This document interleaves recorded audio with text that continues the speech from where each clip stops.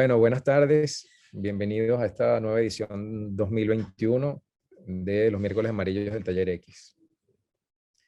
Según el diccionario de la Real Academia, la ciencia, la palabra ciencia, se define como un conjunto de conocimientos obtenidos mediante la observación y el razonamiento, sistemáticamente estructurados y de los que se deducen principios y leyes generales con capacidad predictiva y que deben ser comprobables experimentalmente.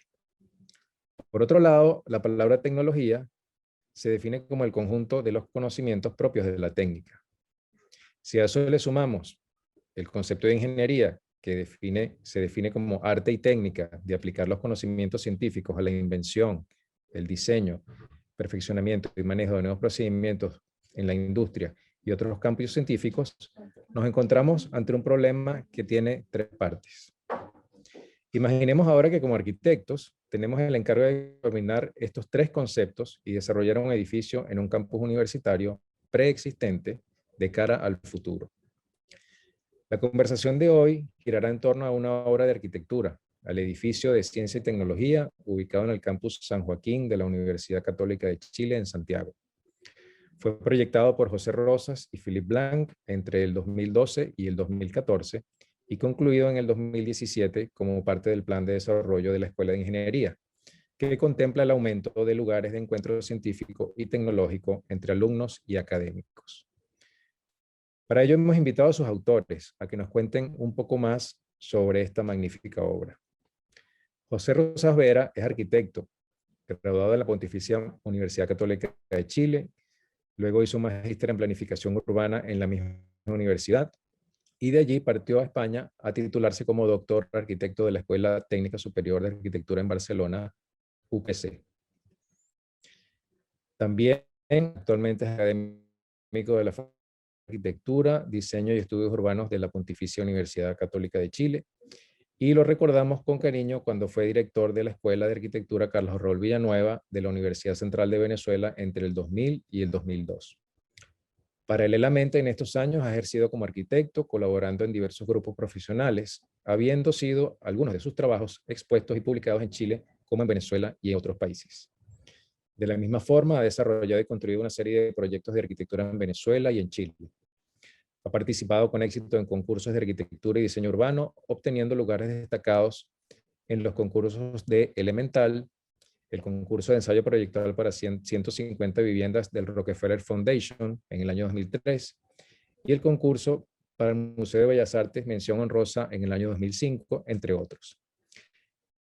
Pepe, como lo conocemos, es autor de numerosas publicaciones resumidas en revistas nacionales e internacionales, en varios libros y capítulos de libros y más de 50 artículos en revistas a partir del año 1977. Actualmente es jefe del programa de doctorado de la Escuela de Arquitectura y Estudios Urbanos y en los últimos años ha centrado su mirada y sus investigaciones en la cartografía histórica de la ciudad de Santiago. Nuestro segundo invitado es el arquitecto Philippe Blanc. Es arquitecto y doctor en arquitectura también de la Pontificia Universidad Católica de Chile. Ha estudiado fotografía con el célebre fotógrafo Luis Poirot, centrando su trabajo en fotografía de arquitectura y retrato con cámara de placa análoga. Actualmente es profesor de taller y de cursos optativos de teoría e historia en el doctorado en arquitectura y estudios urbanos de la UC.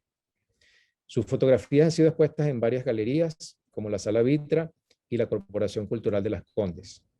Su labor profesional ha intentado desarrollar una aproximación sensible y detallada, con especial énfasis en la formulación constructiva de la arquitectura.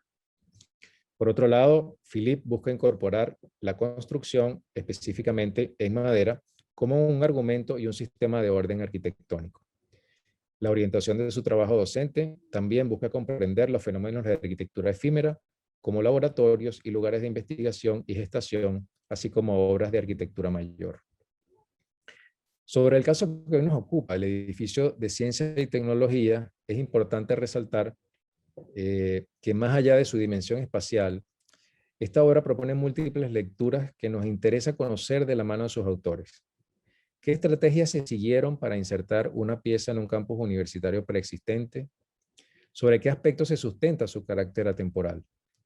¿Cómo sus autores imaginaron el desarrollo de la ciencia y la tecnología en un contenedor de cara al futuro? A su vez, como la propia obra sugiere, nos interesa su estética y su lenguaje, derivados del manejo de la estructura, sobre la cual los propios autores señalaron en un artículo para la revista ARQ, el edificio logra transformar la ingeniería en arquitectura con la simple decisión de transformar los requerimientos estructurales y pragmáticos en la expresión plástica del edificio, sin sobrecargarlo. Un aspecto que capturó, y sin duda aún captura, la atención de los arquitectos incluso antes de que el crítico Siegfried Giedion, en 1952, destacara en su libro Eisenbeton, Bauen in Frankreich, traducido como Habitar en Francia, hierro y un hormigón armado, la estética bruta de las infraestructuras de los puentes de Maillard, y elogiaba a los ingenieros y constructores del siglo XIX por haber pavimentado el camino hacia la nueva arquitectura, preguntándose sobre la relación dialéctica entre el arquitecto y el ingeniero. De esta forma, podríamos decir que el edificio de ciencia y tecnología que vamos a presentar hoy intenta cambiar la visión habitual de la estructura componente puramente técnico y la transforma en un elemento arquitectónico indispensable, un elemento que se involucra y se integra por completo a la creación arquitectónica. De esta forma, le damos una calurosa bienvenida a Philippe Blanc y a José Rosas Vera, amigo de la casa, a esta nueva sección de los miércoles amarillos de la Facultad de Arquitectura y Urbanismo de la Universidad Central de Venezuela. Bienvenidos, Philippe y Pepe. Bueno, nada, muchísimas gracias, Iván.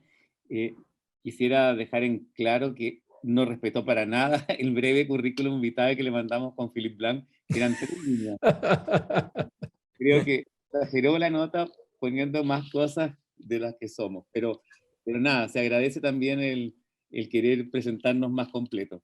Con arquitecto ya bastaba. Pero lo importante de hoy día, bueno, es saludarlo. Naturalmente, estamos muy contentos de estar ambos dos, que estuvimos en distintos momentos con Philippe en la Universidad Central de Venezuela, particularmente en la Unidad 9, aquí además saludo también a algunos amigos que están acá presentes, pero nos da mucho gusto estar a la distancia, aunque sea, y saludar a tantos amigos que recordamos siempre.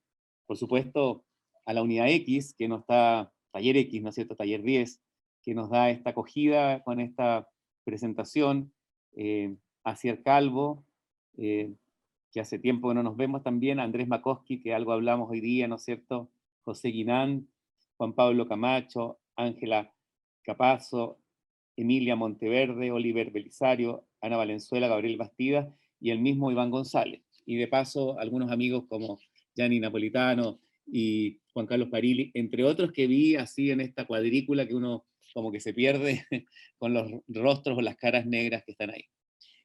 Dicho eso, sí, vamos a hacer una presentación a dos manos, como se diría, a dos voces, con Philippe Blanc, para presentar este trabajo que nos satisface mucho, nos enorgullece.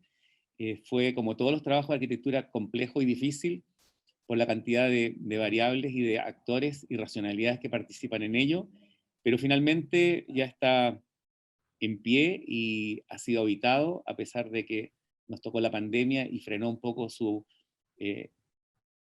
uso frecuente. Y nada, voy a dejar a Philippe Blanc para que salude también y presente el PowerPoint que tenemos programado para hoy día. Así que muchas gracias a todos y saludos, y muchas ganas de volver a ese edificio magnífico de Carlos Raúl Villanueva, nuestra escuela en Caracas. Ok, pasemos a la presentación. Aquí está. Bien. La estructura como lenguaje, el edificio Ciencia y Tecnología, ¿no es cierto?, ubicado en el campus San Joaquín. Lo primero que habría que comentar, ¿no es cierto?, y que lo conversamos muchas veces con Pepe, es la idea de autoría, ¿no es cierto?, que hay detrás de un edificio. En realidad nosotros somos la cabeza, pero de un equipo muy grande. Hoy más que nunca, un edificio de esta envergadura, ¿no es cierto?, de 21.000 metros, requiere la participación de muchas personas, y por lo tanto el rol del arquitecto es distinto, es de coordinador de distintas visiones, no solamente dentro del equipo de arquitectura en las que participaron Paula Horta, ¿no es cierto?, Rocío Ballesteros, Juan Eduardo Ojeda, en fin, una serie de personas que fueron parte del equipo en distintos momentos. Fue un proyecto muy largo, ¿no es cierto? 2 años, ahí está mal, fue más tiempo el periodo de proyecto, ¿no es cierto? Y 2 años de construcción. También las personas que hicieron el cálculo estructural, sobre todo en un edificio que es básicamente construido con los planos de ingeniería. Por lo tanto, la relación con la oficina de cálculo fue muy importante. Los constructores, los mandantes, además, que era un proyecto complejo, ¿no es cierto? Los mandantes no es solamente el rector de la universidad, también la escuela de ingeniería, y dentro del edificio hay otras escuelas, la de química, física, biología, ¿no es cierto? Y por lo tanto también tienen voz, ¿no es cierto? Y forman parte del sistema de decisiones. Y también el centro de alumnos, digamos, que tiene también una parte en el edificio. Entonces es un proyecto complejo, más allá que una vivienda o que otro proyecto que tiene un solo cliente. Es un proyecto que tuvo muchas reuniones, fue difícil de llevar adelante. Um, y por lo tanto siempre pensábamos con Pepe que en realidad los créditos, más allá de aparecer nosotros, era como los créditos de una película, ¿no es cierto?, en el que aparece el segundo director, el ayudante, el tercer ayudante, y ojalá tuviéramos los nombres de los maestros que participaron y que también aportaron, digamos, junto con el enorme cantidad de especialistas que había, ¿no es cierto?, de clima, también acústico, etcétera. En total unos 15 especialistas, cosa que antes no ocurría, ¿no es cierto? Antes uno se iba a un edificio, había 3 especialistas con suerte, que era cálculo, clima, y alguno más, y sanitario, digamos, y hoy en día hay muchos más. Por lo tanto, nada, eso era como un primer punto, ¿no es cierto, Pepe? Quizás este punto que está planteando Philippe es muy importante, sobre todo a la luz de que hay muchos estudiantes hoy día aquí presentes. Por supuesto, los arquitectos que ya han ejercido la profesión lo compartirán, pero nos apoyamos quizás para ser más preciso en una preciosa definición de Fernando Pérez respecto a lo que es cómo piensan los arquitectos. Y los arquitectos pensamos para resolver imaginativamente requerimientos contradictorios o difícilmente compatibles. Por tanto, lo que Philippe está diciendo en esta analogía con el cine es que en verdad nosotros somos parte de un colectivo, porque la arquitectura es una obra colectiva. Y quizás eso pone en su lugar, ¿no es cierto?, la humildad que tenemos que tener los arquitectos respecto a todos los que hacen posible que esto se levante y se sitúe en el espacio asignado. Adelante. Bien. Un primer punto a tratar tiene que ver con la escala urbana, ¿no es cierto? Y entender los campus de la Católica como una imagen de la ciudad, como una especie de pequeña ciudad o laboratorio arquitectónico, ¿no es cierto? Tal vez Pepe puede hablar con más propiedad, ¿no es cierto?, de esta escala y de los inicios del campus, que sí son parte de la génesis del proyecto. Exacto. Sí, como dice Philippe, bueno, los campus universitarios, como ustedes bien saben, es una tradición bastante moderna. Bueno, el campus o la ciudad universitaria de Caracas es emblemática, no tendría punto de comparación con los nuestros, pero tienen esa misma lógica, en este caso, los 4 campus que tenemos en Santiago y un 5º campus que está en Villarrica, al sur de Chile. Los 4 campus son un campus en la zona central de Santiago, en la parte, por así decirlo, histórica, fundacional, que se construye, consolida hacia comienzo del siglo XX, 1910, es lo que le llamamos la Casa Central, es lo que se denomina un palacio universitario, por su configuración tipológica.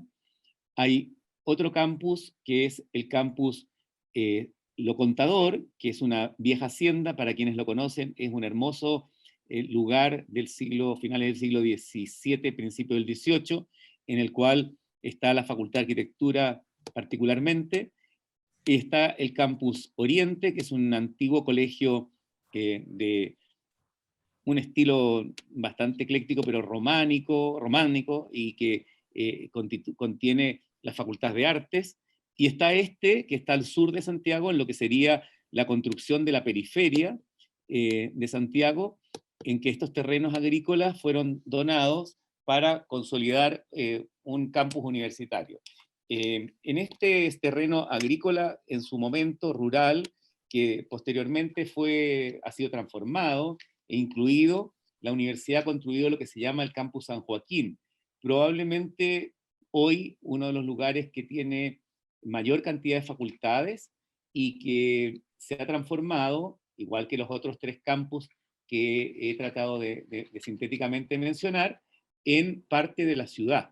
Es decir, son edificaciones y espacios públicos que hoy día permiten señalar de que la universidad, no obstante estar dispersa en toda la ciudad con estas ciudades universitarias, en este caso es un campus grande que se emplaza en la zona de la periferia de la ciudad y que, según algunos autores, podríamos decir, ha logrado equipar a la periferia, que generalmente tiene debilidades y fragilidades en su equipamiento, y está muy bien conectada, digamos, con transporte público hacia las zonas centrales.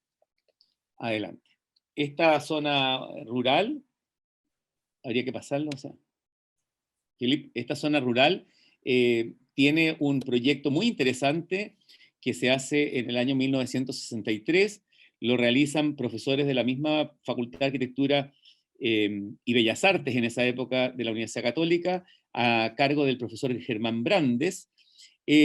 Como ustedes ven, los croquis que hace Germán Brandes lo que muestran es una zona muy rústica, prácticamente un entramado agrícola con algunas edificaciones, mucha vegetación, y según la historiadora Sol Serrano, Premio Nacional de Historia reciente, que ha trabajado con nosotros en algunos estudios sobre estos campus, ella viene a confirmar adelante que el campus San Joaquín de la Universidad Católica, cuya vista de la maqueta que ustedes aquí observan ganó el concurso, es un punto de inflexión en la historia de la enseñanza superior de la Universidad Católica, que durante una primera etapa es, ni más ni menos, con el Palacio Universitario en el centro de Santiago, una universidad, por así decirlo, para formar profesionales católicos al servicio del país, por así decirlo, también francamente con una cierta competencia con la universidad laica, que era la del Estado, fundado en la época de la República, similar a lo que pasó con la Universidad Central de Venezuela, ¿no es cierto?,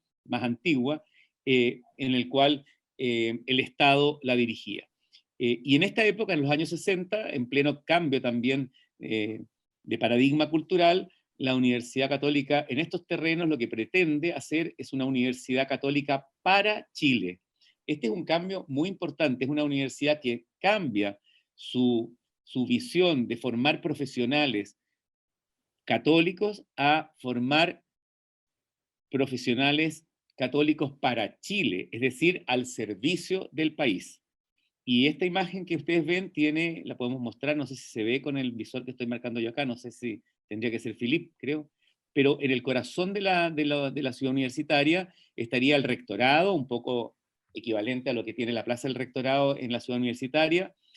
Alrededor están los departamentos, vale decir, es una universidad pensada con departamentos, en la cual ellos prestan los servicios docentes frente a los institutos, que serían los centros de investigación, y en las periferias, hacia los extremos más rurales, están 4 cuadrantes, aquí se ve uno, que es el que nos interesa, que es el cuadrante de ingeniería, donde serían las facultades científicas que se localizarían primero que nada en este campus. Y hasta el día de hoy se llama la cuadra de ingeniería. Y ustedes observan que hay unos ejes verdes, que son las famosas alamedas que, bueno, en distintas partes del mundo existen, y que probablemente en Chile tiene una connotación rural, urbana, muy importante, que son largos senderos de álamos plantados a igual distancia unas de otras, con una sección constante que permite en verano una cierta sombra y una cierta temperie, y en el invierno, bueno, por las hojas y que caen, etcétera, también toda una relación de una columnata. Adelante. Esta es lo que actualmente es la construcción de ese eje, ¿no es cierto?, que proponía originalmente Germán Brandes.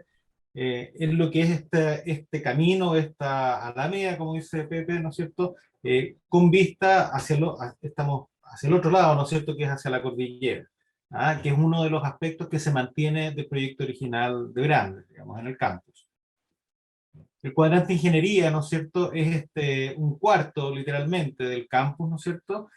Si vemos ahí en esta foto aérea del campus, está dividido en esa cruz, por así decirlo, ¿no es cierto?, que lo organiza, que son dos sistemas de parques, en realidad dos sistemas verdes que atraviesan el campus de oriente a poniente y de norte a sur, y en el cuadrante inferior, ya no sé si ven ustedes a mano izquierda o a mano derecha, pero donde no está la cancha de fútbol, ¿no?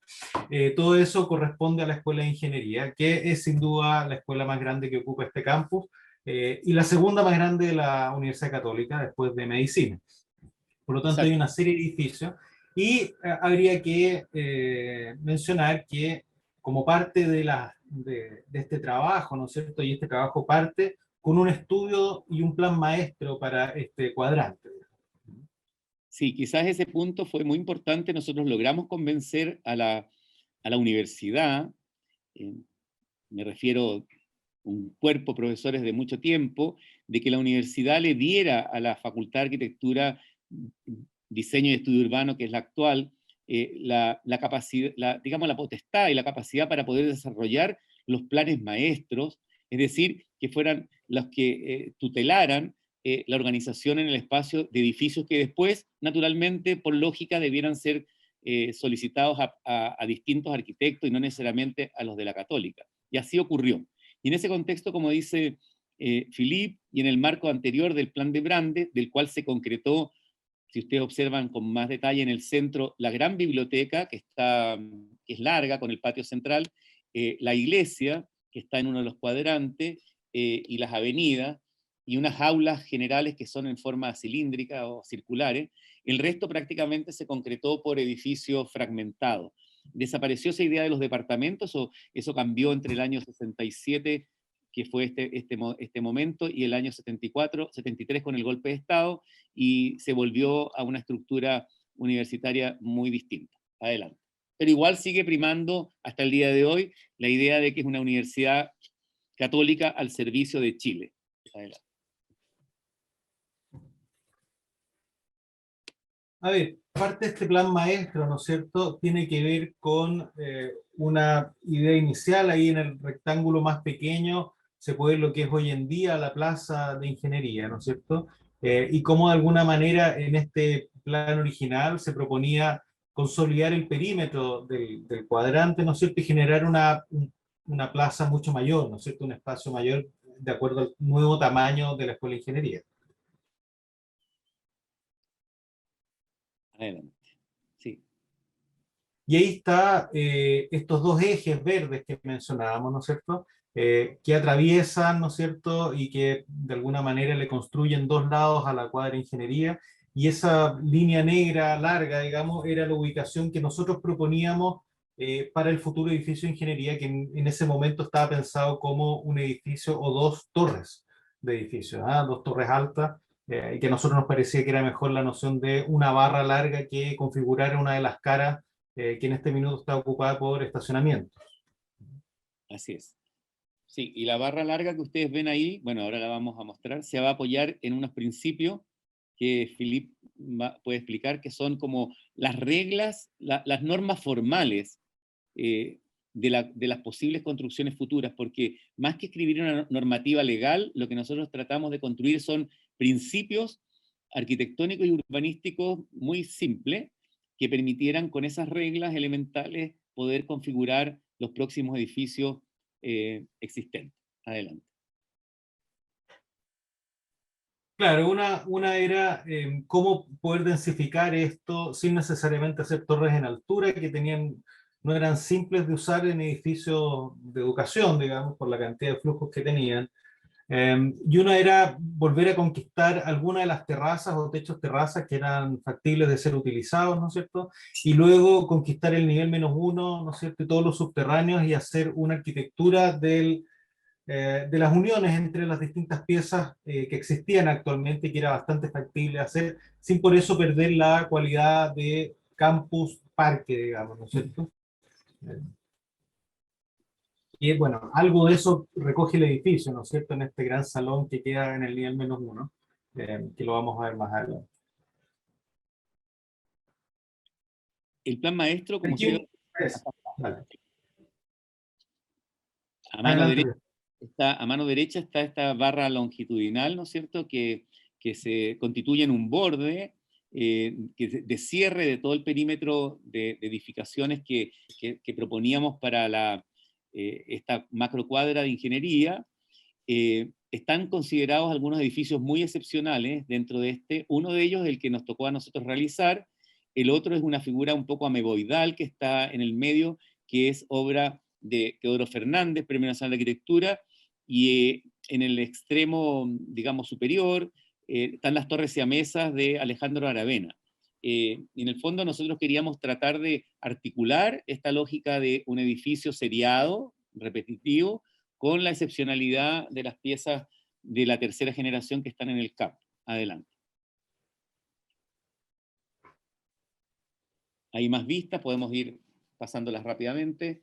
Y esa es una imagen que fue muy desde el principio gravitante.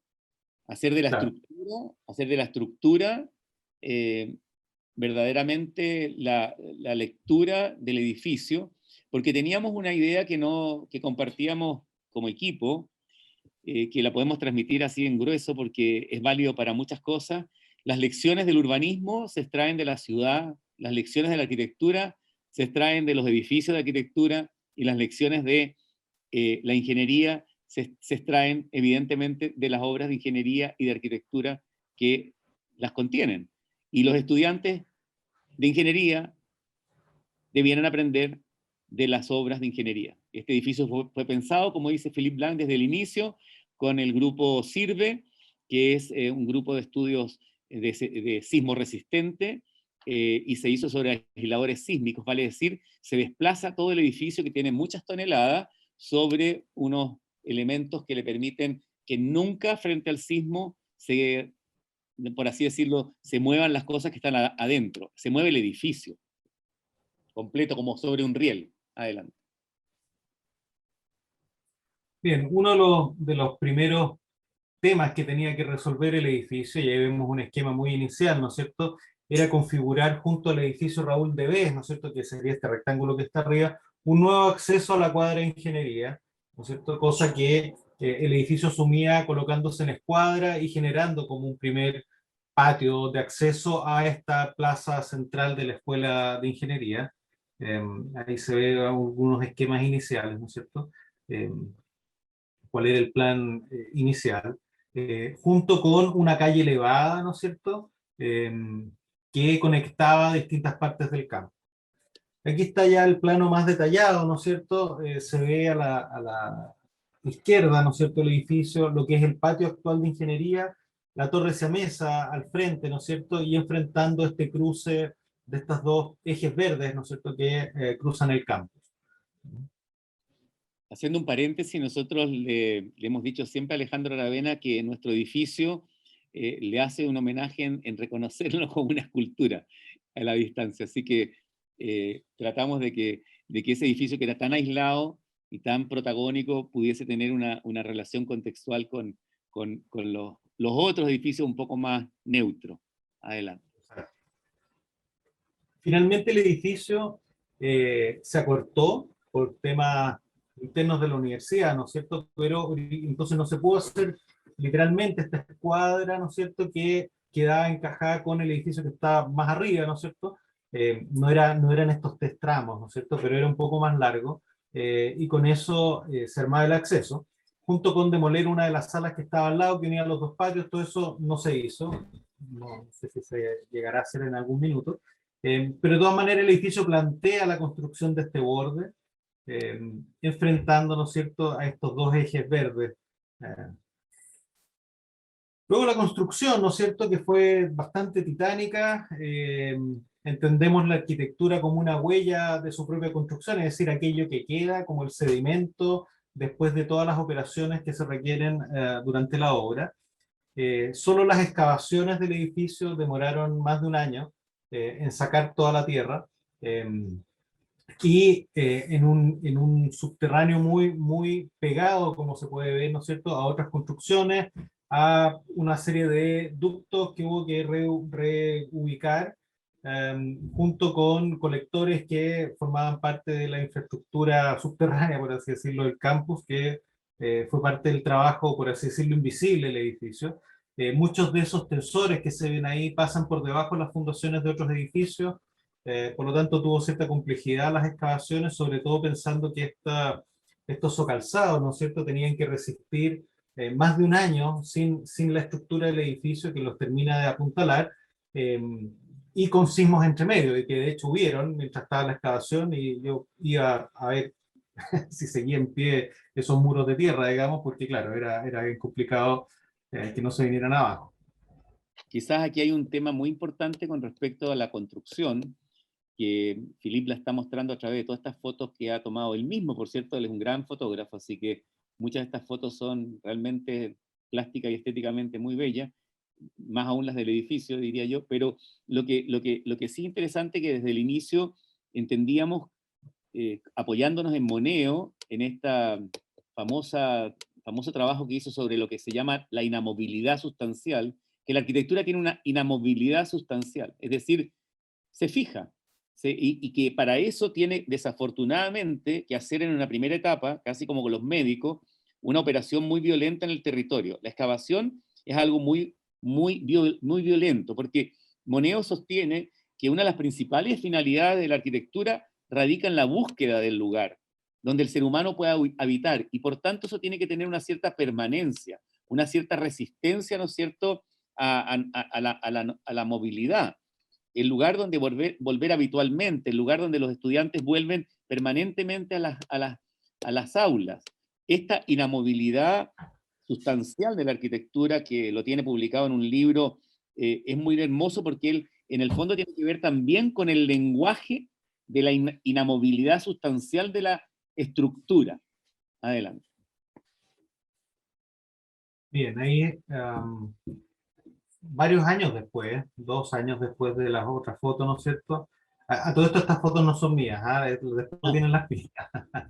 Que es cuando se llegó por fin al nivel 0, ¿no es cierto? El nivel en que el edificio ya está completo los subterráneos, ¿no es cierto? Todas las obras del subterráneo.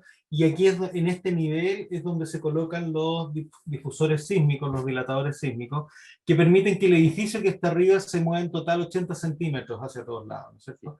Lo que es mucho, digamos, es un edificio que patina, por así decirlo, y por lo tanto requiere solucionar todos esos encuentros, ¿no es cierto?, en términos de baranda. De hecho, no la patentamos, pero deberíamos hacerle una baranda oscilo-deslizante, que permite que la baranda continúe ejerciendo su función de baranda mientras el edificio se mueve 80 centímetros. También es un problema con todos los ductos, ¿no es cierto?, las descargas, las uniones. Por ejemplo, como tiene laboratorios, hay uniones de gas, y no se permite por norma en Chile al menos, una unión de gas con ducto flexible. Por lo tanto, tuvimos que inventar una espiral metálico, ¿no es cierto?, con las cañerías, de manera que pudiera dilatarse 80 centímetros sin quebrar eso, si no, no podían aprobar el edificio, etcétera, etcétera. Por otro lado, ahí hay una foto del subterráneo que me encanta esa foto porque tiene un tema de fondo que lo conversamos mucho con Philippe mucho tiempo. Teníamos como restricción, pues la arquitectura trabaja con restricciones, como decía Philippe al principio, por así decirlo, 3 clientes. El rector y su vicerrectora económica, ustedes dirán, ¿para qué? Ella era la parte de la plata. Ya, la Facultad de Ingeniería con su decano y todos los departamentos de ingeniería, y la Dirección Económica y de Infraestructura de la universidad, que requería conseguir plata para hacer un subterráneo que fuera rentable. Es decir, el subterráneo es como una inversión que se hace. Entonces nosotros planteamos desde el inicio, con Philippe, hacer como tiene que ser la arquitectura buena, consecuencia no solamente de una buena excavación, sino que también de un buen estacionamiento, o de unos buenos sótanos. La lógica, y es un sótano muy holgado, muy bien, que incluso tiene alturas por el tema de los disipadores sísmicos que permiten que se hagan otras actividades. Y siempre se pensó como una inversión al futuro, una infraestructura que permitiera que el día de mañana, que ojalá no hayan tantos autos o no hayan autos, estos sean salas o recintos que se puedan usar para efectos de la universidad, de experimentos, etc. Así que ese fue un punto no menor en el trabajo. Sí, muy bien. Y de hecho originalmente había más subterráneos, Sí, habían y es 4. parte del, Claro. Aquí ya se ven los primeros momentos del edificio en el cual ya sobresale, ¿no es cierto? Y los cubos en donde se apoyan esas diagonales, se puede ver abajo en el momento en que todavía está sin vegetación y sin las soluciones de encuentro, son propiamente tal los dilatadores sísmicos que permiten que esta barra de más de 70 metros de largo pueda deslizarse. Está durante la construcción, ¿no es cierto? Esta obra sobre la obra, y básicamente un poco la lógica del edificio es lograr esta enorme planta libre de 70 metros por 18, sin ductos, sin shaft metidos entre medio y sin estructura. En una aproximación, podríamos decir, más racionalista, más que funcionalista, en unas grandes plantas libres, que dado que son 18 metros de largo, las vigas son postensadas y están con un ritmo cada 4 metros, ¿no es cierto?, de manera de tener losas de 18 por 4, y que luego, para pasar a la modulación de los estacionamientos, aparecen estas diagonales que permiten colocar los autos con una modulación cada 8. Lo que queríamos hacer era una infraestructura educacional o universitaria o un puente, cosa que el día de mañana, 50 años más, lo que quede es eso y se hagan los cambios que quiera la universidad hacer. Adelante.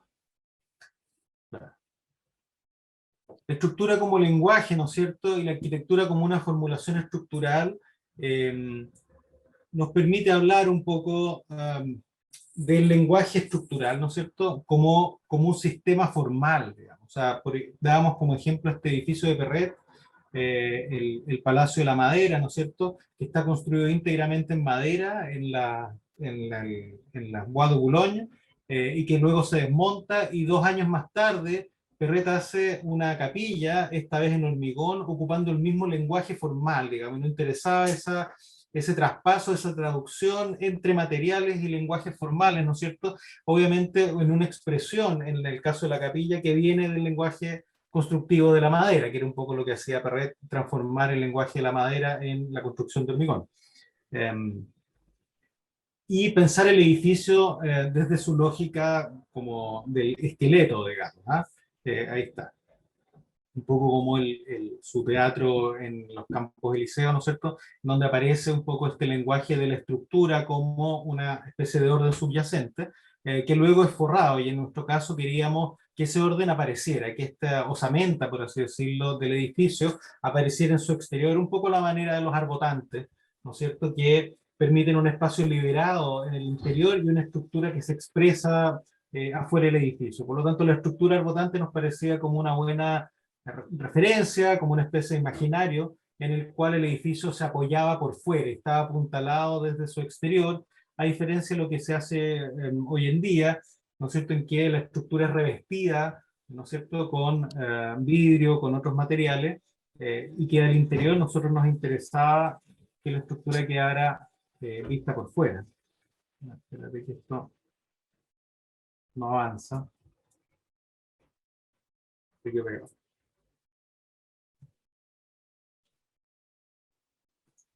Ahí está. Y esa es la osamenta estructural, ¿no es cierto?, con el sistema de vigas postensadas y luego el traspaso de 4 a 8 metros, ¿no es cierto?, para llegar a los cubos dilatados, digamos, ¿no es cierto? Hay un punto importante mientras Philippe va pasando como las plantas que se van superponiendo, que es un trabajo muy bonito que se hizo para poder mostrar el asunto, que es que la estructura tiene una parte como rectilínea y otra que tiene un quiebre. Y el quiebre, si mal no recuerdo, está justo en la medida mínima que tenemos de separación que ha dicho Philippe, que era 18 metros. Se ensancha hacia abajo y se ensancha hacia arriba. En el fondo era para ganar terreno respecto a las plantas bajas, que tenían abajo esa relación que ya Philippe mostró, y respecto a los 3 pisos que van desde el piso cuarto, donde está el punto de quiebre, hacia arriba, que están las aulas de ingeniería, más la terraza que era para una experimentación biológica. Entonces el edificio, bueno, hoy día es nombrado por los estudiantes como el edificio K, por la forma, pero en verdad nuestro propósito siempre fue estructural, en todo sentido, ya lo ha dicho Philippe, pero además también en términos de metros cuadrados y metros cúbicos. Claro, este quiebre o esta cintura del edificio permitía en un edificio planta libre colocar por piso programas que tenían distintos tamaños y por lo tanto no coincidían con los metros cuadrados de una planta siempre igual, y también diferenciar lo que era el edificio propiamente tal de ingeniería con los que eran edificios de las otras ciencias, por así decirlo, dejando de la cintura hacia arriba lo que son los pisos de ingeniería y de la cintura hacia abajo lo que son laboratorios, auditorios y salas comunes y el casino en el primer piso. También por otro lado había una idea en el lenguaje que lo compartimos mucho. Bueno, para los que conozcan, la Universidad Católica es una universidad de larga data, pero vinculado, ¿no es cierto?, podríamos decir a una universidad pública en el sentido de su objetivo, pero es privada, como casi todas las en Chile hoy día. Entonces queríamos darle una impronta también de una cierta universidad pública, es decir, que no tuviese, que tuviese esos grandes espacios, que tuviera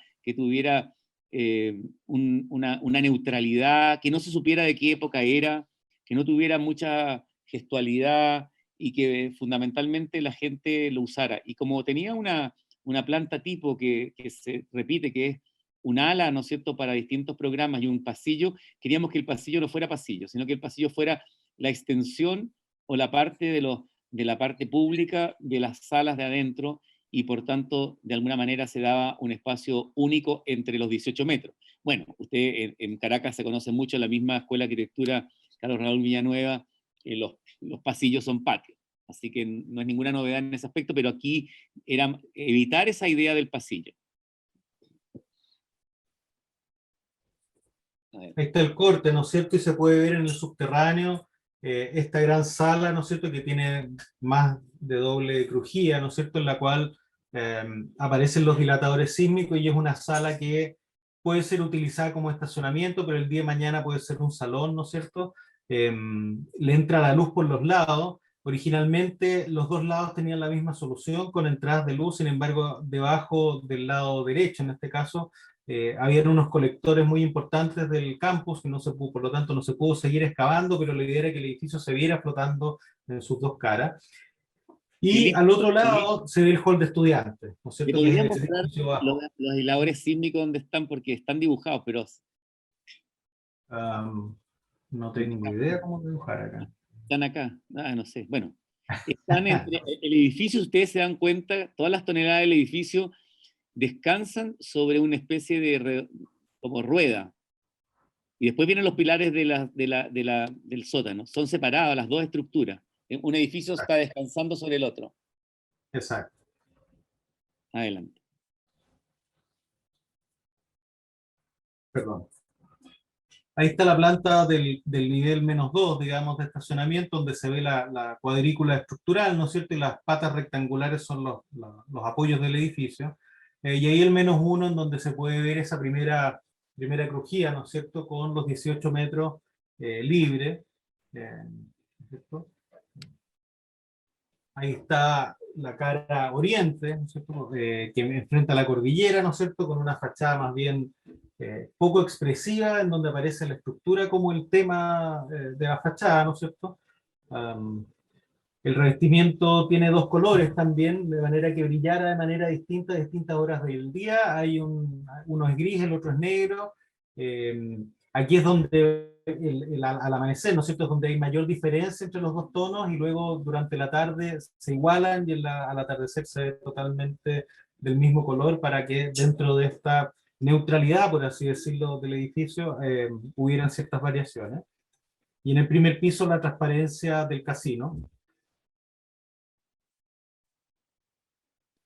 Ahí está las diagonales, ¿no es cierto? Y esta fachada que da al oriente. También hay que decir que son salas de clase, por lo tanto, hoy en día son todas con un proyector o pantallas de los computadores de los alumnos, y por lo tanto, unos ventanales abiertos a pleno sol no son lo más recomendable con una sala de clase. Por lo tanto, hay que procurar una cierta luz más tenue. Por eso aparecen estos elementos que controlan la luz, que son estos paneles metálicos perforados.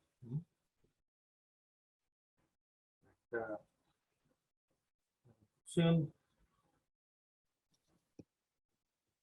la noche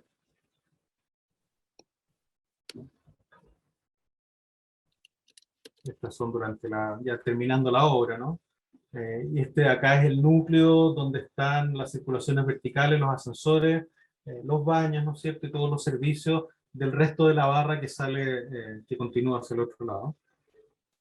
Esta es la fachada poniente, también con unos sistemas de brise-soleil, ¿no es cierto? Y un sistema de terrazas abiertas, que son esos cuatro cuadrantes, por así decirlo, que no tienen brise-soleil y que no están vidriados, digamos, que permiten intercambios de aire, reducir la cantidad de aire acondicionado y por lo tanto solucionarlo con unos intercambiadores de aire mucho más pequeños y tener, bueno, aire, digamos, y ventilación al interior del edificio.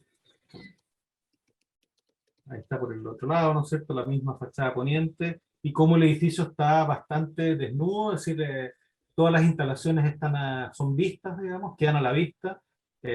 Y las pieles del edificio se meten hacia el interior, digamos, dejando la estructura hacia afuera como lo que se expresa en la fachada. Aquí hay que mencionar algo importante que fue el recorte del edificio. El edificio no era de 70 metros, sino que de 120, si mal no recuerdo, pero por problemas presupuestarios se tuvo que rehacer el proyecto. O sea, no es que cortamos el proyecto, sino que tuvimos que volver a hacer un proyecto completo que, como nos pasa a todos los arquitectos, no lo cobramos finalmente, ni nada por el estilo, pero lo que sí nos sirvió es para entender que esta parte, que está acá el núcleo de los ascensores, que si mal no recuerdo son estos dos, este intercolumnio acá, Sí. que está separado, que está fundido con todas las cosas, tiene una conexión futura con el resto del edificio. Y por otra parte, el muro de contención acá abajo, que sostiene el edificio, tiene lo que se llama un muro cosido, en su que el día de mañana se excava y el subterráneo va a quedar conectado con el otro subterráneo conectado peatonalmente, me refiero, con el otro subterráneo que vendría del edificio casi acercándose hasta las Torres Gemelas.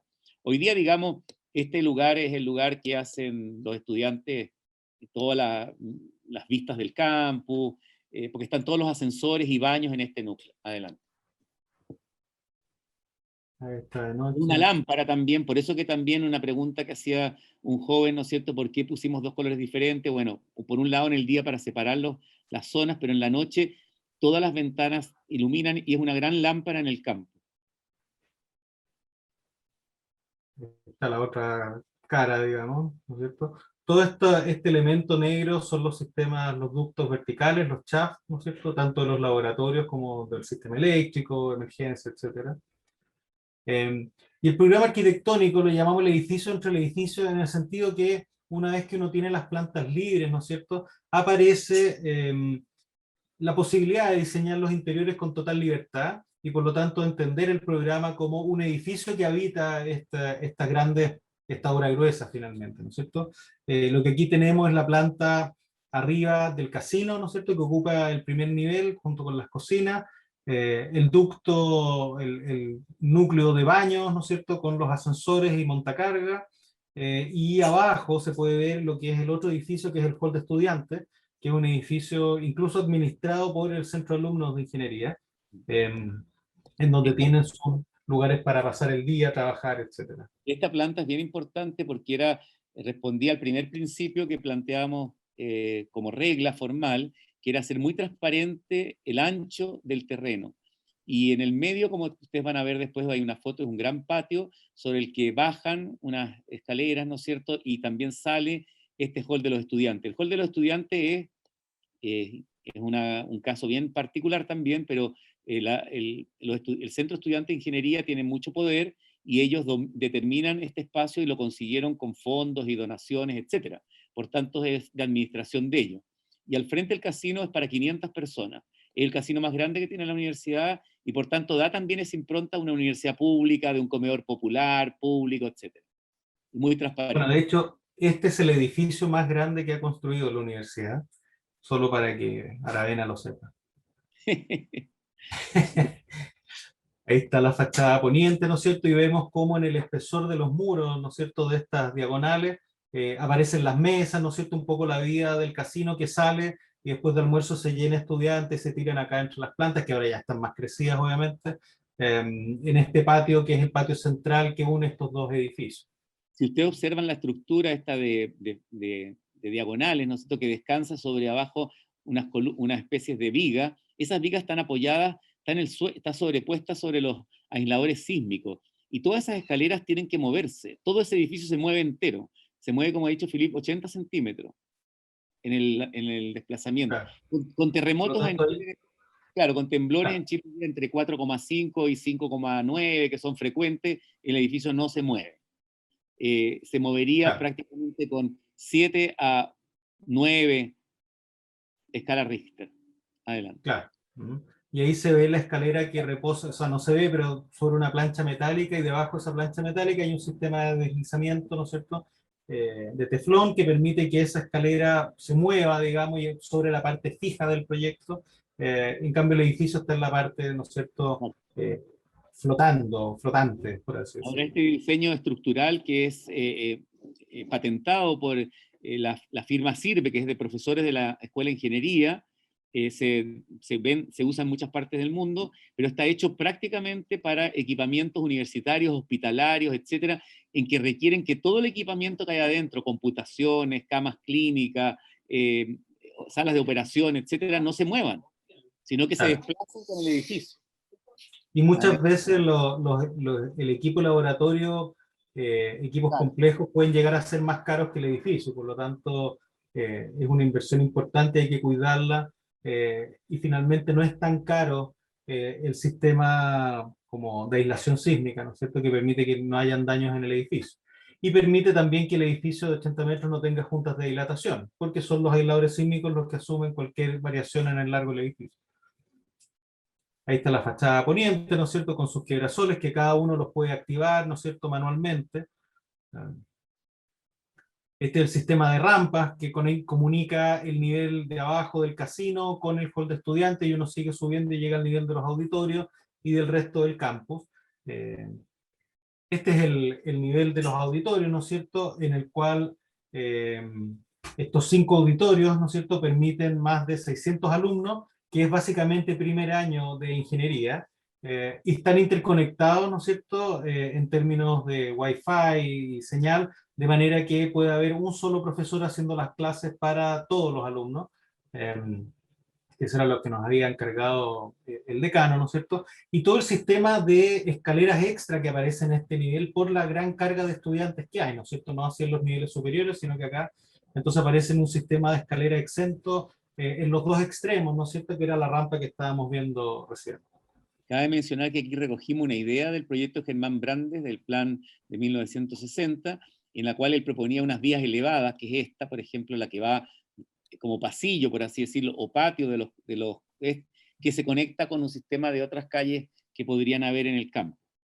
Ahí están los accesos, ¿no es cierto?, las puertas acústicas, y esa es nuestra humilde, pero calle elevada, con la estructura un poco desnuda que era parte de la propuesta, ¿no es cierto?, con materiales bastante básicos también, pero también hay que decirlo, con los presupuestos que maneja infraestructura de nuestra querida universidad, que son bastante escuálidos, y por lo tanto había que garantizar que el edificio funcionara casi en obra gruesa.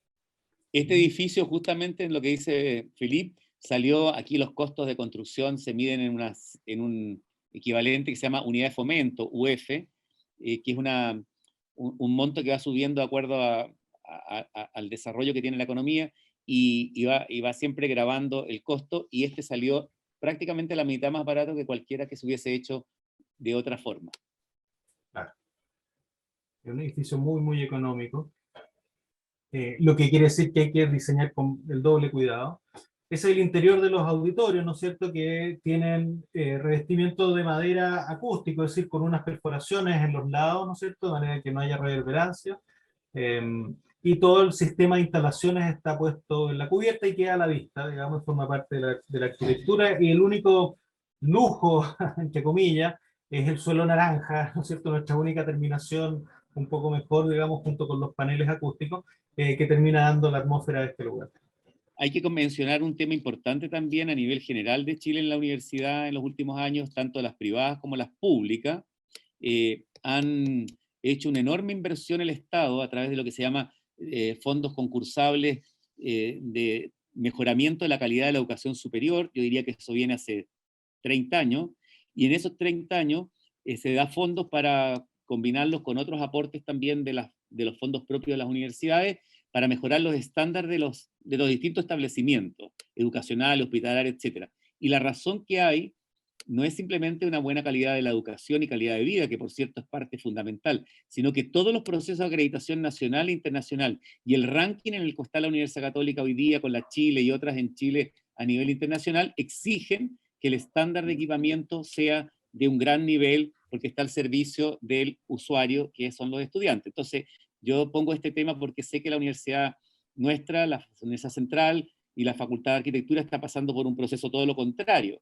Y me parece importante mencionar que sí se requiere la voluntad política de las autoridades y de quien sea los que están al mando del gobierno para que las universidades y los hospitales y una serie de equipamientos de infraestructura cultural tengan los recursos para atender a los derechos de los ciudadanos que viven en ese país. Adelante. Bien. Este es el otro nivel, vamos a ir un poco más rápido, pero básicamente también, como comentábamos recién, son plantas libres, por lo tanto puede haber una arquitectura entre la arquitectura. Estas son salas de clase, que son las salas ameba, ¿no es cierto?, que tienen esa forma, y detrás queda una planta libre, ¿no es cierto?, con muros móviles que se pueden unir en un solo gran taller o separarlo en aulas individuales. Aquí están las salas, ¿no es cierto?, y las entradas a las otras salas que están detrás de esta sala con forma ameboidal.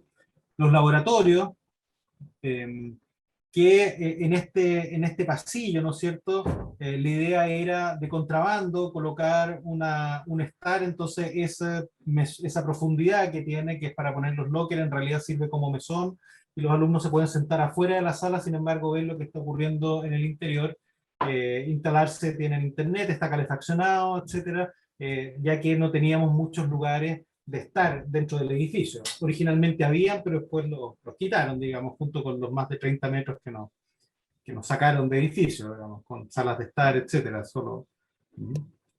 Esta es parte del patio, de este espacio intermedio, ¿no es cierto?, que une los dos programas, que es el hall de estudiantes, pues durante la obra.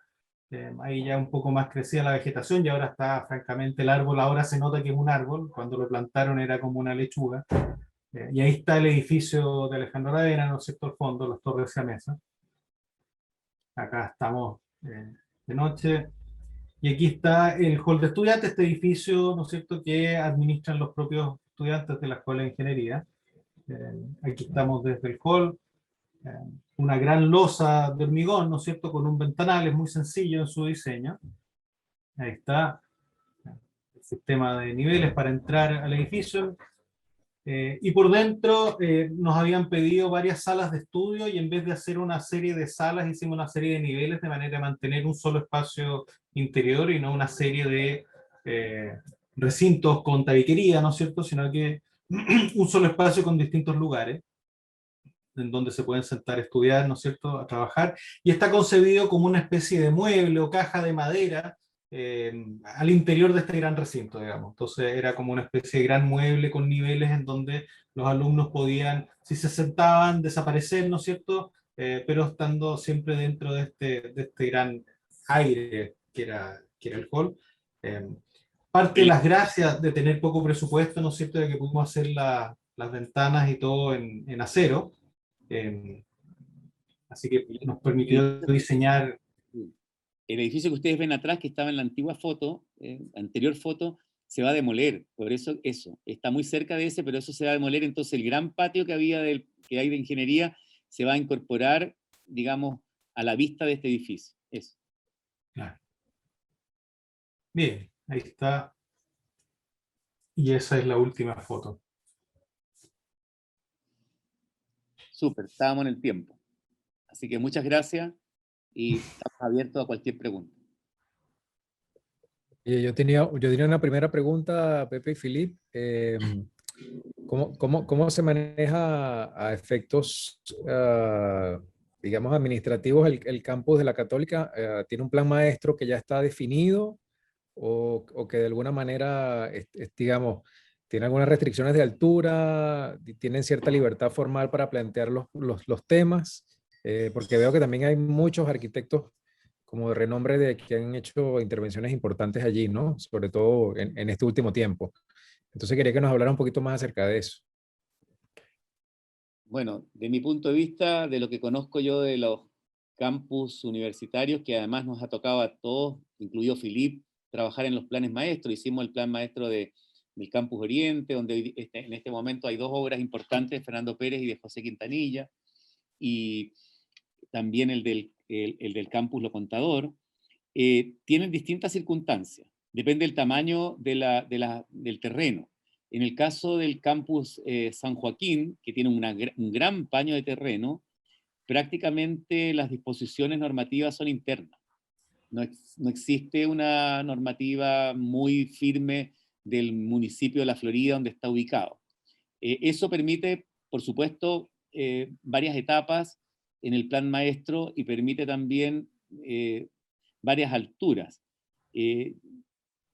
Nosotros yo creo que estamos en la etapa 2.0, por así decirlo, o 3.0 con el edificio, porque el primer nivel, 1.0, fueron pabellones de 1 o 2 pisos muy bajos, o de 3, prácticamente muy modesto, muy sencillo, casi una especie de plan muy de ocupación, de campamento. La segunda etapa yo diría que ha venido con ciertas obras emblemáticas, como tú bien dices, de arquitectos muy prestigiados que han hecho obras muy significativas. Bueno, Alejandro Aravena, con la Facultad de Matemáticas, o con el edificio del Centro de Innovación, o el mismo este edificio, las Torres Gemelas, Teodoro Fernández con la Capilla y el edificio Teología, Juan Ignacio Baicha y Enrique del Río con la Facultad de Educación, y Pedro Murtiño, entre otros. O sea, muchos arquitectos de renombre no se tocan ahí. Y paisajistas también. O sea, tendríamos ahí a Cristina Felsenhar, Hans Moore, entiendo que Paula Curar y Teodoro Fernández en distintos momentos. Y nosotros yo creo que estamos en la etapa 3 de edificios más neutros, más altos incluso. Eso es uno de los más altos, como dice Felipe, más grande, más neutros también, ¿ya? O sea, pero se rigen por un plan maestro de la universidad. Sí. Y yo diría que hay obviamente lo que sí influye fuertemente, aparte obviamente aspectos de presupuesto, tiene que ver con toda la normativa, que es muy exigente, la normativa de educación, de fuego, seguridad, etc. Para los edificios de educación en Chile la normativa es bastante dura. Y lo otro, como dice Pepe, que claro, independiente que obviamente el edificio busca cierta neutralidad, uno podría decir que hoy en día este campus y otros campus, no solo de la Católica, se han ido transformando un poco como las exposiciones internacionales, ¿no es cierto? Que son ferias comerciales, sí, pero finalmente se las toma un tema cultural y son las más grandes exposiciones de arquitectura.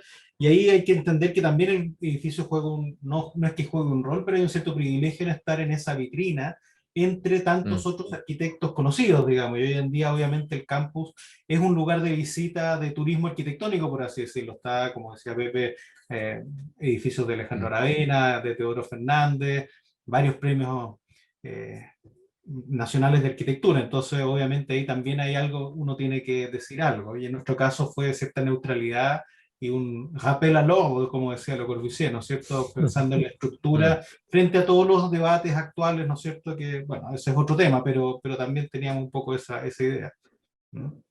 Y la normativa chilena es muy estricta también, sobre todo la sísmica. Ustedes se imaginarán por los movimientos telúricos que tenemos acá a cada rato, pero también en todas las disposiciones que exigen los municipios para recepcionar la obra finalmente, porque esta es una obra que se recepciona en el municipio y que ingresa al Sistema Nacional de Registros de Edificaciones, con todos los expedientes respectivos. Por tanto, tiene que cumplir, bueno, como pasa en Venezuela también, un sistema contra incendios, agua potable, alcantarillado, etcétera, etcétera, todo, eléctrico. Acá en este caso tuvo esa dificultad adicional que decía Philippe, porque con todo el sistema estructural difícil, una crujía de 18 metros por 70, sin pilares interiores, etcétera, ¿no es cierto?, con las posibilidades de volcamiento, etcétera, hizo que las exigencias fueran mayores. Yo diría que incluso nosotros con Felipe hemos visto, teníamos siempre temor que los ingenieros un poco tendieron a sobredimensionar. Nosotros lo queríamos un poco más esbelto en sus espesores, pero igual pasó la prueba, como dicen, decimos así, autocriticándonos. O sea, es macizo, es un edificio que trabaja con la gravedad, no con la levedad. Sí, no, es como ruso. Sí. Y Sí. teníamos ese interés también de que fuera bien, bien de máquina industrial, que no Sí, tuviese, claro, que no tuviese ni Sí, ventanitas ni balconcitos que salieran, nada, ninguna, como se dice en Venezuela, mariquera. claro, claro, ¿Ya? claro. Era como así, un puente. Eso. Mira, abrimos la sesión de preguntas. Si alguien quiere aquí, a ver, eh, había aquí una pregunta. Me gustaría que nos dijera si el edificio en su desarrollo fue considerado la construcción sustentable o si considera su uso sustentable.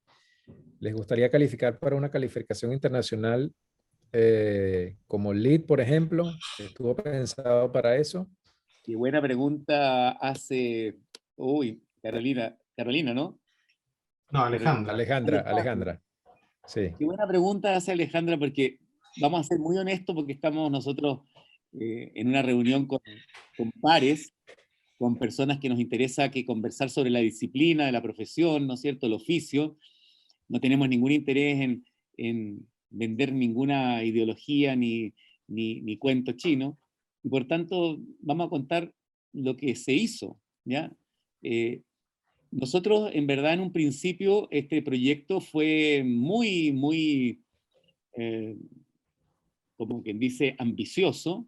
De hecho, su nombre partió en inglés, para que ustedes ubiquen cómo es el mundo cambia. STEM. Era un edificio que se ubicaba en las tipologías del mundo anglosajón de Science, Technology, Engineering and Mathematics, ¿ya? STEM. Y con el tiempo y la reducción de costos se transformó en CIT, Edificio Ciencia y Tecnología. Entonces, en esa misma lógica, partimos trabajando con Notre Dame, con los arquitectos Notre Dame, ¿ya? Y terminamos trabajando nosotros los que estamos aquí, que son el equipo que sale en la película, con todos los extras que están ahí incorporados. Y en ese sentido, a lo de Alejandra se partió con una idea de someter el edificio a a varias pruebas de sustentabilidad, ¿ya? Para hacerlo sustentable. Y en verdad, todos los estudios que hicieron las personas expertas, Felipe lo puede comprobar porque estaba en el taller día y noche ahí trabajando también, que hacían las expertas, nos decían que el edificio iba a ser caluroso, que iba a tener no sé qué cosa, que no sé cuánto, o sea, nos daban miles de tics terribles. Y para cortar el cuento, nosotros tomamos una decisión con Felipe y dijimos, a ver, cuando uno hace un proyecto de arquitectura y una obra, selecciona 2 o 3 operaciones, no las puede cumplir todas. En verdad, quizás el que sea sustentable, que sea un certificado LEED o qué sé yo, LED, no vamos a poder, porque todas estas cosas no las vamos a poder como garantizar. Sin embargo, tenemos el sentido común de que es un edificio ubicado ya con ventilación cruzada, que mejor que eso, con mucho aire, ¿ya? Y que tenía en cierta medida una independiente del acondicionamiento de aire acondicionado o calefacción, tenía una buena temperie, vamos a decir, una buena temperie. Por otro lado, la realidad chilena es un país acostumbrado a ser buen pobre, por tanto la gente, los estudiantes, por más que haya calefacción cuando no la hay, uno está con abrigo en la sala, o sea, tampoco es nada nuevo en esto. Entonces, lo que quiero decir es que tiene una cierta sustentabilidad basada en la cultura que tenemos nosotros de la buena ventilación, de la buena soleamiento, es oriente-poniente, etc. Y siempre yo me recordé, y se lo comenté a Philip, el famoso historia de nuestro querido y recordado Premio Nacional de Arquitectura José Miguel Galia, cuando hizo el edificio de la Torre Polar, y se le criticó tanto porque era poco sustentable, en el año 70 o 60. Y él dijo que era lo más sustentable que había. Lo dijo muy groseramente, está grabado en un video, así que lo pueden ver. Dijo que cuando había calor, como hacen en el trópico, se cocinaban de calor. Y cuando hacía lluvia, se mojaban entero de arriba abajo. Es decir, estaba totalmente adaptado al medio ambiente. Lo dijo con con un afán de crítica, como él era de polémico, ¿ah? Y no lo estoy diciendo en ese mismo tono acá, irónico, sino que diciendo que el edificio pudo haber tenido un estudio más completo y un trabajo más completo con respecto a la sustentabilidad. De hecho, incluso nosotros cotizamos sistemas eléctricos para todo el cerramiento de estos paneles, pero era tan caro que en verdad no podíamos darnos el lujo de hacerlo. Entonces, tiene, por así decirlo, tres cosas que a mí me permiten, por lo menos, Filipe puede decir otras que pueda considerar que son parte de la sustentabilidad. La primera, que es un edificio duradero. Está pensado para que dure. O sea, eso es importante, la sustentabilidad es que dure, que las cosas duren, que tenga un desarrollo duradero. Eso es una cosa, durará. Que no a lo mejor sirve tan bien para lo que nosotros hicimos, pero va a poder servir para cosas mejores, con mejores inteligencias en el futuro. O sea, prever estructuralmente que algo pueda contener muchas cosas el día de mañana no es menor. Hoy día, por ejemplo, todos los estudiantes que ustedes van a estar acá, que se reciban, o los arquitectos en Venezuela, van a tener que pensar qué van a hacer con todos los hoteles que hay. Si a lo mejor no hay turismo, o reduce el turismo. ¿Qué se va a hacer con tanta oficina si todos estamos por teletrabajo? Entonces, la posibilidad de reconvertir las estructuras y las infraestructuras es muy importante y es parte de la sustentabilidad. Otro tema que no es menor en la sustentabilidad es que sea sano, que sea sano, que sea un edificio que sea fácil de limpiar, que sea fácil de barrer, que la gente pueda entrar fácil, que no tengan, que la gente quepa, que la comunidad masiva quepa, que la gente se sienta cómoda, que los baños tengan agua potable, que los baños tengan papel toalé, confort, que la gente pueda caminar por las escaleras sin caerse, ¿no es cierto? Que tenga iluminación, que tenga ventilación, que tenga computación, wifi. O sea, tiene cosas que lo hacen usable, ¿entienden? No sacamos nada con hacer un edificio sustentable con todas las categorías y después nadie puede vivir. Y yo diría que la tercera categoría es que está pensado en el paisaje, o sea, está pensado como ser parte de un parque urbano, en vez de ser una ciudad universitaria, haciendo una analogía con lo que dice Peter Sloterdijk, no estamos en una ciudad global, estamos en un parque global, entonces este sería un parque universitario, porque todo el proyecto de paisajismo que se está haciendo en la Católica, que tiene que ver con los estándares internacionales, es aumentar los parques para la recreación de los estudiantes y de los profesores. En la universidad lo más importante es perder el tiempo. Sí, yo solamente agregar que el certificado LEED es bien malo, en el sentido de que tú puedes reemplazar muchas cosas por otras, ¿no es cierto? O sea, no necesariamente está enfocado a que un edificio sea sustentable. El edificio no tiene ningún tipo de certificación, porque también es muy caro hacer la certificación, pero sí gasta muy poco en aire acondicionado porque tiene ventilación cruzada, ¿no es cierto? Esas terrazas que pusimos son justamente para evitar un gasto extra. En términos solares no tiene ningún problema, o sea, sustentabilidad no es solamente clima, pero en términos climáticos el edificio funciona perfecto.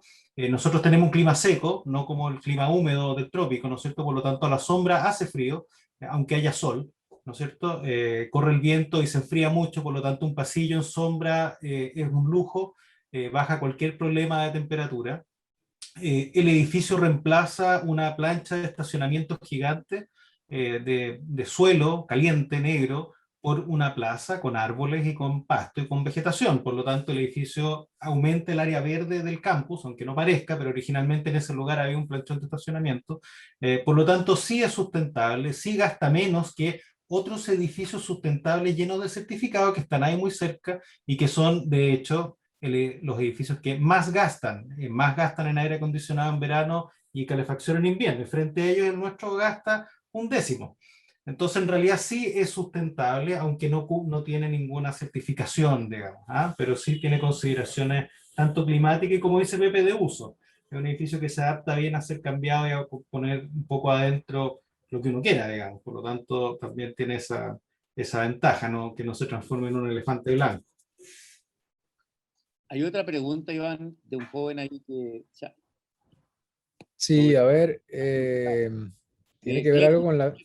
Sí, de Cledwin Gómez dice, hola profesores, tengo una duda y pido disculpas si es una pregunta un tanto rara o tonta. ¿No es 80 centímetros mucho al momento de los sismos? ¿Cuál es el margen bueno o malo para moverse las estructuras? Para que se muevan las estructuras. A ver, dos cosas ahí, ¿ah? Yo contesto cortito. Eh, por un lado, yo hice la misma pregunta, así que no tiene nada de tonta tu pregunta, porque cuando Cálculo nos dijo, no, se tiene que mover 80 centímetros, 40 para cada lado, yo quedé como de una pieza, digamos, o sea, me parecía mucho. Pero es distinto lo que se mueve una estructura fija a lo que se mueve una estructura dilatada. El hecho de que se pueda mover 80 centímetros no quiere decir que cada vez que tiembla el edificio sale disparado 80 centímetros, sino que es el suelo el que se mueve y el edificio no. Por lo tanto, está hecho para un sismo que desplaza el suelo 80 centímetros, es decir, cuando la onda mueve el suelo, el edificio se queda fijo arriba. Por lo tanto, mientras más capacidad de moverse, mejor. No es que sea mucho lo que se mueve, porque lo que se mueve es el sismo de abajo. El edificio se queda con un movimiento muy, muy pequeño, digamos. O sea, se desplaza, pero muy suavemente hacia los lados, un pequeño bamboleo. De hecho, me tocó un sismo en el edificio, en realidad no suena nada, digamos, un agrado, pero lo que se mueve es el suelo, no el edificio, en realidad es eso. Por lo tanto, el problema es diseñar todas las uniones y las piezas. De hecho, por ejemplo, el ascensor que viene colgando desde arriba en la estructura de hormigón, una vez que llega a los subterráneos, tiene que poder moverse los 80 centímetros para todos lados, ¿no es cierto? Entonces, los subterráneos hay un gran foso alrededor de los ascensores para que se muevan con unos puentes que tienen que seguir funcionando a pesar de que se mueven para todos lados. Entonces esas uniones son complicadas, pero son súper entretenidas de solucionar. Digamos. Claro, ahora el otro tema interesante que hay, como Chile es un país sísmico de tantos terremotos grandes, es la cultura que hay en los edificios. Eso es parte también de las formas de habitar. Entonces, el edificio también concilia muchas escaleras para la masa de estudiantes. Aquí se exige una cantidad enorme de metros de evacuación al aire libre, etcétera, porque no se pueden usar los ascensores con los terremotos, todo el mundo lo sabe, y por tanto la evacuación por las escaleras debe ser muy fluida, por eso que las escaleras son bastante grandes, etcétera, etcétera, y todo tiene una lógica pensada en el movimiento. Philip toca un tema que es muy bonito, que es que en realidad el edificio, su lógica estructural es que hay un edificio A que soporta un edificio B. Es como ese famoso dibujo, ¿no es cierto?, que hay un elefante soportando la tierra, el mapa terráqueo, ¿ya? Y abajo del elefante hay otro, y así el obelisco y toda una cuestión. Bueno, es un poco eso, porque lo que se está moviendo es el suelo. Y el edificio entonces se empieza a mover de acuerdo a eso, con todo lo que contiene adentro.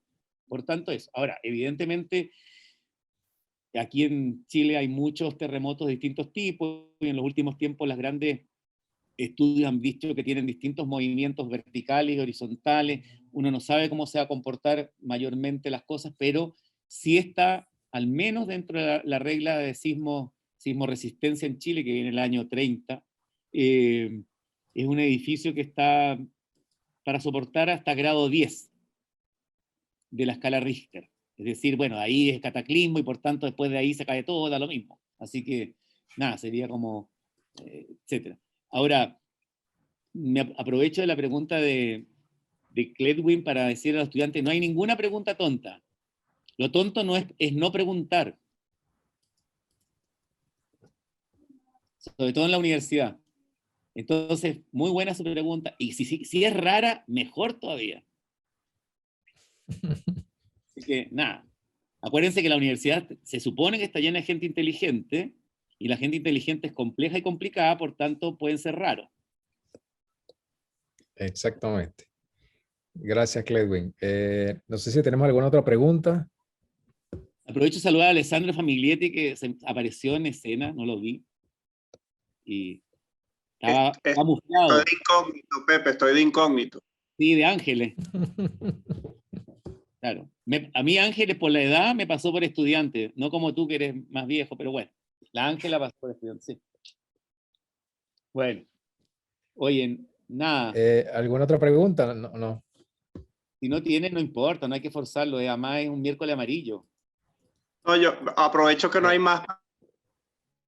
Un comentario que me interesa mucho la lógica del edificio que que al final de cuentas más bien le coquetea es decir, está en ese diálogo entre convertirse en una infraestructura de otro tipo, casi una autopista o casi un dispositivo que resuelve otro tipo de necesidades, y a veces uno lo puede ver casi en un límite distinto al de un edificio tradicional. Recuerda probablemente la postura del Pompidou, que al final uno entiende que termina siendo una caja que tiende más a verse como una infraestructura que como un edificio en oportunidades, ¿no? Y claro, en el caso del Pompidou también se seduce a la posibilidad de, entonces, en ese sentido, siendo infraestructura, pues mostrar el tripero y mostrar todas las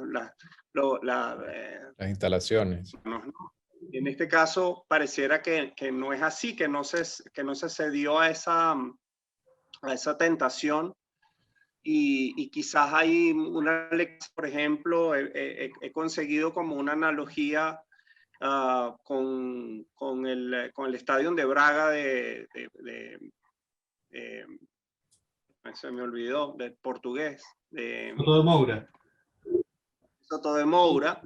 Encontré unas analogías en él, porque pareciera incluso que se muestran de ese edificio que en un momento determinado es casi una ruina. Pareciera que lo único que tiene es estructura y barandillas y algunas paredes, posibilidad de que aparezcan unos sanitarios, pero uno lo entiende como un edificio que se va a habitar y se va a desalojar muy rápido, y que en ese sentido tiende más a una estructura habitable que un edificio. Hasta ahí lo dejo. Una buena reflexión, Alessandro. O sea, nosotros con Philippe y el equipo, en verdad, sí, privilegiamos mucho el tema de la infraestructura, que fuera una infraestructura universitaria, que fuera ese edificio de ciencia y tecnología a la escala de Chile, tampoco un super edificio así sofisticado, ni mucho menos, sino que realmente fuera un edificio que aportara en muchas dimensiones, en la parte urbana, ¿no es cierto?, lo del campus, en la habitabilidad de los usuarios, etcétera. Por supuesto, como todos los que hemos construido, uno siempre tiene temores o no sé, dudas de cosas que se podrían haber quedado mejor o no, pero yo siempre recomiendo que uno lea los proyectos y las obras en lo que se llamaría el campo de las ideas, una, que es muy importante, que algunas de ellas las hemos planteado hoy día acá,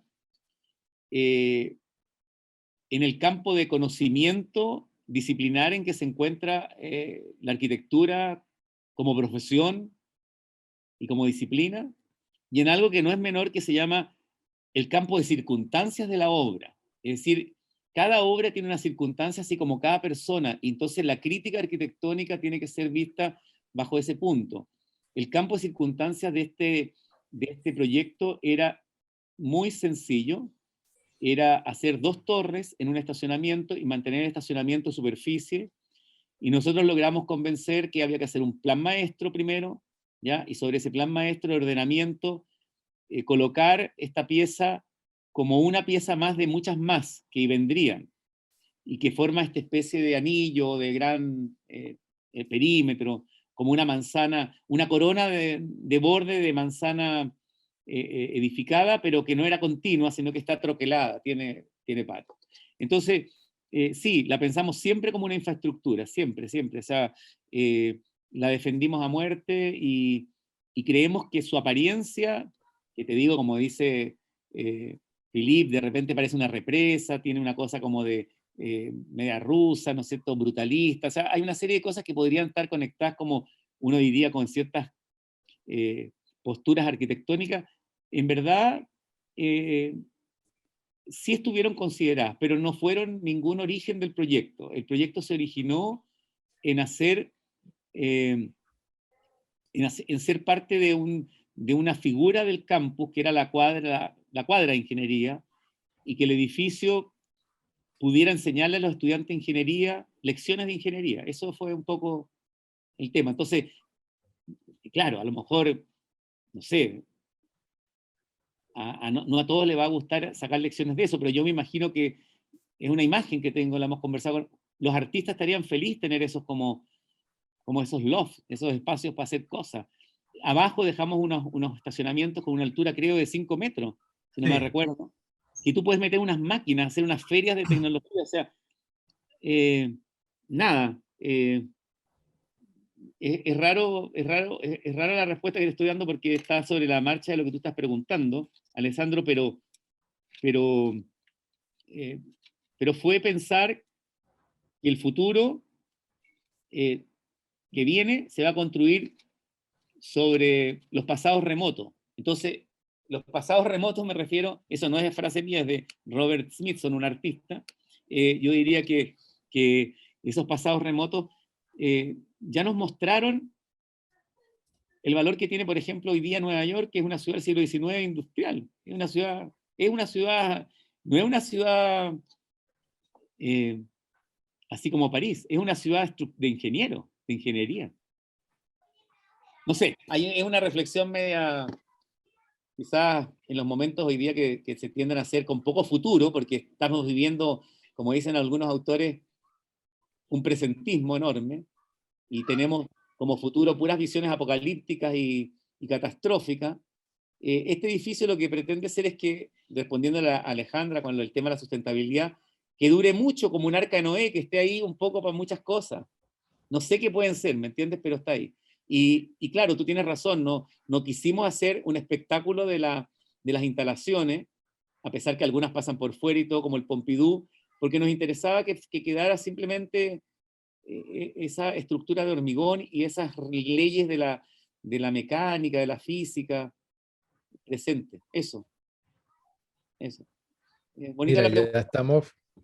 Ya estamos sobre el tiempo. Finalmente hay un par de preguntas puntuales. La primera es: ¿qué materiales son los parasoles móviles manuales de la fachada longitudinal?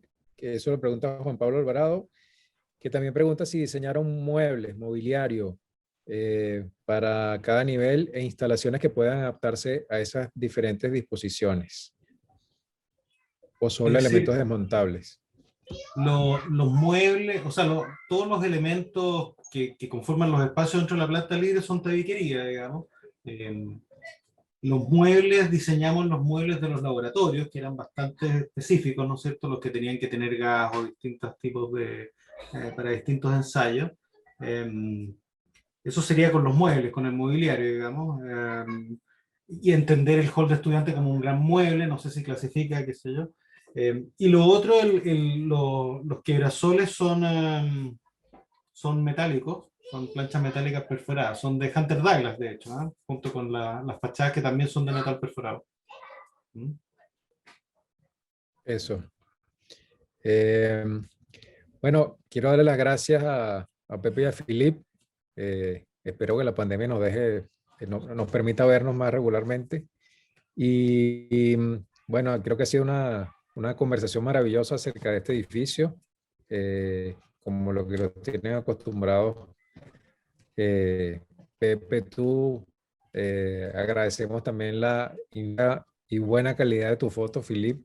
Creo que es parte de la cultura de la visualidad que todos los arquitectos debemos tener. Y bueno, no quiero dejar de agradecer a toda la gente que está en la producción de este programa, de los miércoles amarillos, a Mandy Anselmo por la ilustración, que tiene la invitación que pudimos repartir en redes, y invitarlos a una nueva edición dentro de 15 días, el día 5 de mayo, donde estaremos conversando con Francisco Pimentel Malaucena, Premio Nacional de Arquitectura. Muchas gracias a todos. No, gracias a ustedes y también gracias a todos los amigos que uno está viendo acá y que no podría darle un saludo a cada uno. Y como les digo, muchas ganas de volver a verlos y compartir buenos momentos. Así que saludos a todos. Saludos, Maco y Alessandro, Gianni, Juan Carlos, y también a ti, Iván, a Cier Calvo también, y a todos los que mencioné del taller 10. Muy contentos de volver. Eso. Adiós. Gracias, Gracias a todos. Gracias, Philip. Chao. Gracias, Que Iván, estén bien. por la invitación. Gracias a todos. Chao. Chao, chao.